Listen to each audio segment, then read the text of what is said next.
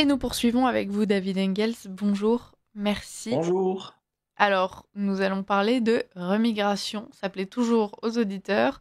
Tout le monde discute de Gaza, mais peu de commentateurs mentionnent que, d'une manière ou d'une autre, toute cette crise pourrait surtout impliquer un nouvel assaut d'immigration illégale sur l'Europe. Or, déjà maintenant, la discussion sur la nécessité d'une remigration systématique est plus viciée que jamais. Qu'en pensez-vous et comment déblayer ce terrain miné, David Engels? Oui, en effet, le mot remigration suscite immédiatement passion, caricature et malentendu. Certains y voient un fantasme extrémiste, d'autres une nécessité vitale, mais rares sont ceux qui abordent la question avec méthode et réalisme stratégique. Non pas pour être pour ou contre, mais pour simplement se rendre compte des conditions et conséquences. Souvent, on dirait que même du côté de la droite politique, le moralisme l'a emporté sur le sens critique et sur la réelle politique. Réfléchir sérieusement à la possibilité d'un retour massif des étrangers illégaux ou avec un titre de séjour seulement provisoire dans leur pays d'origine implique d'examiner non pas seulement nos principes politiques, mais aussi et surtout nos rapports de force. Ainsi, expulser des centaines de milliers de personnes ne se décrète pas simplement du jour au lendemain depuis Matignon ou l'Élysée. Cela suppose une solidarité hors pair à l'intérieur de la France, dont on est très très loin, mais là c'est un autre chapitre, et surtout un levier politique et économique fort sur les pays de retour des illégaux, qui devraient aussi idéalement être leur pays d'origine afin de clore le cercle. Or, à ce moment, aucun pays du Maghreb, d'Afrique subsaharienne, du Proche-Orient ou d'Asie centrale n'acceptera de bon gré le retour de dizaines de milliers de ses ressortissants sans moyen de pression. On peut dire que c'est honteux, d'autant plus qu'on sait bien que ces États se servent de la vague migratoire pour se débarrasser aussi d'éléments criminels ou politiquement problématiques, mais c'est ainsi. Or, pour émettre une telle pression, il faut disposer d'un véritable pouvoir de contrainte, car il est évident que le fait de baser un retour des illégaux uniquement sur des contreparties positives, par exemple en termes d'aide, de visas, d'accords commerciaux, militaires, serait plutôt perçu comme un genre de récompense et doit donc être considéré comme hautement contre-productif. Alors, selon vous, la France possède-t-elle toujours de tels moyens de pression, David Engels? Eh bien, malheureusement, ce pouvoir de pression, on peut dire que la France l'a perdu. Ses capacités militaires sont limitées, ses finances exsangues, son influence diplomatique érodée par des décennies d'incohérences. Même dans le meilleur des cas, la France seule n'a plus les moyens d'imposer ses conditions à des dizaines d'États extra-européens qui se tournent désormais vers la Chine, la Russie ou la Turquie pour y chercher protection et financement. Autrement dit, toute politique migratoire sérieuse, qui irait au-delà de la simple propagande, suppose la restauration d'un rapport de force que la France, en l'état actuel de ses capacités, ne peut plus construire seule. Rien qu'en France, il y aurait 150 000 demandeurs d'asile, donc 1000 vols d'avions pleins à craquer et sans personnel de surveillance. Ramener ces personnes chez eux sans l'accord préalable des pays en question impliquerait une capacité navale ou aérienne que la France ne possède pas et, soyons honnêtes, ne possédera probablement plus jamais. D'autant plus qu'elle risque de se heurter non seulement à la résistance des États surnommés, mais aussi de leurs alliés, chinois, russes ou turcs, qui seraient enchantés de trouver une belle occasion d'humilier Paris. Et ne parlons même pas des sanctions européennes ou internationales qui ont déjà fait tomber les conservateurs polonais et risquent d'avoir aussi la peau de Viktor Orban dans quelques mois.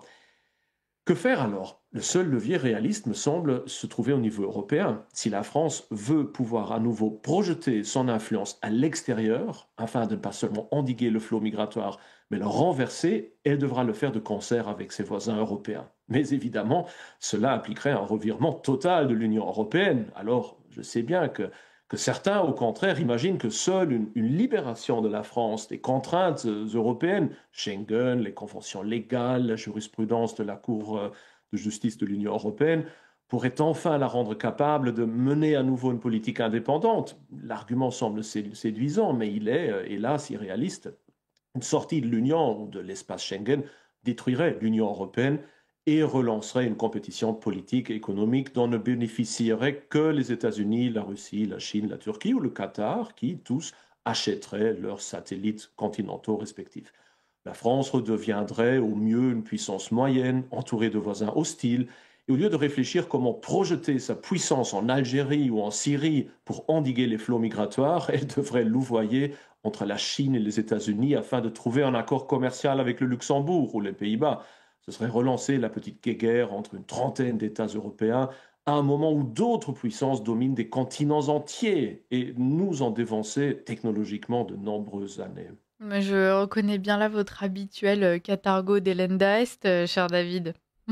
Oui, en effet, mais oui, du moins selon moi, la triste vérité est que le cadre national n'est plus suffisant pour peser sur les grands mouvements de population du XXIe siècle. Les migrations ne se contrôlent pas à l'échelle d'un poste frontière, mais à celle d'un continent entier. Il n'y aura pas de remigration sans engagement politique et militaire au long terme à l'extérieur du continent. Et si certains crient au néocolonialisme, c'est peut-être un reproche qu'il faudrait supporter, au même titre que toutes les autres grandes puissances du moment d'ailleurs. L'enjeu ne serait donc pas de quitter l'Europe, mais de la refaire pour s'en servir. L'Union européenne, telle qu'elle existe, fonctionne comme un frein à toute politique remigratoire efficace, on le sait.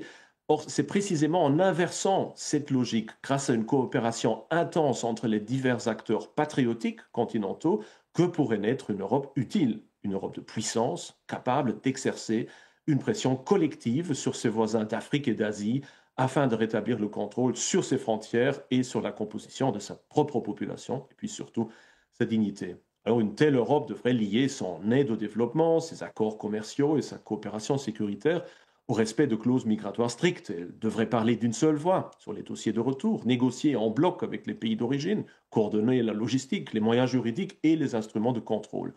Et surtout, elle devrait avoir les moyens de pression militaire pour être pris très au sérieux. En somme, il faudrait faire de la remigration non un réflexe défensif et partiel, mais une stratégie continentale de stabilisation et de défense des intérêts européens en dehors des frontières du continent. Car ce n'est qu'en entrant à nouveau dans l'éternelle course avec les autres grandes puissances sur l'influence des zones intermédiaires entre les nouveaux blocs civilisationnels que l'Europe peut créer le glacis géopolitique qui est l'assurance vie de tous les empires. Ce changement de paradigme implique donc aussi un réarmement conséquent, car la politique migratoire n'est pas une simple question administrative, c'est une question de sécurité nationale et continentale. L'Europe devra redevenir capable d'assurer elle-même la protection de ses frontières, de contrôler la Méditerranée et de mener des opérations extérieures aéroportées coordonnées. Alors, admettons que vous ayez raison avec ce levier européen. Expulser les clandestins est une nécessité, tout le monde en parle, mais elle ne suffira pas à éviter l'implosion politique qui s'approche à grands pas.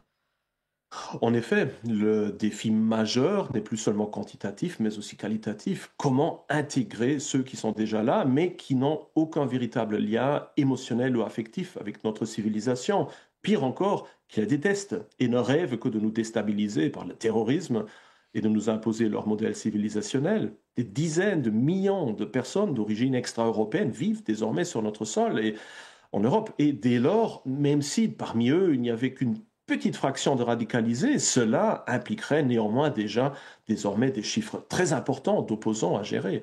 Or, la plupart, après des générations de séjour en Europe, après l'obtention de la nationalité et après les multiples aléas des diverses unions familiales internationales, n'ont nulle part où les renvoyer légalement. Si l'on ne veut pas jouer avec l'idée dangereuse de révoquer la nationalité à des personnes qui la possèdent depuis l'enfance ou la naissance, et parfois depuis des générations, la seule issue à long terme réside dans un programme de réintégration culturelle et civilisationnelle massive. Un programme devant bien évidemment toucher l'entièreté de la population autochtone et étrangère, et devant se solder par des conséquences réelles et non seulement symboliques, comme par exemple des formes graduées de participation aux devoirs et bénéfices des citoyens, comme on le connaissait dans l'Antiquité, mais pour intégrer, encore faut-il savoir dans quoi. Et c'est là que l'idée d'une Europe civilisation prend également un certain sens.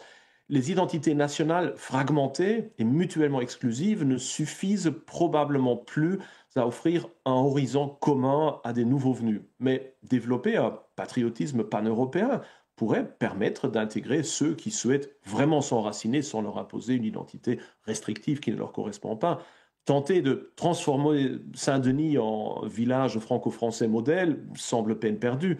Imposer une adhésion à un carcan civilisationnel européen, impliquant le respect de notre identité collective, de notre foi, de notre histoire, de nos coutumes et de nos valeurs, pourrait avoir plus de chances de succès. Tout comme les Romains, après la création de l'Empire, ont réussi à intégrer les populations les plus diverses dans la fabrique de leur société par des leviers tels que l'éducation, le culte, le service militaire, l'infrastructure, l'art, l'admission conditionnée dans les structures politiques afin de créer une civilisation de la Romanitas, reconnaissable d'un bout de la Méditerranée à l'autre, nous devrions aussi tenter de créer une Europeanitas qui ne menace pas les identités nationales, mais qui permettrait aux innombrables immigrés de trouver un cadre qui, soit faciliterait leur intégration, soit conditionnerait graduellement leur rejet. Oui. Et leur départ spontané, on imagine.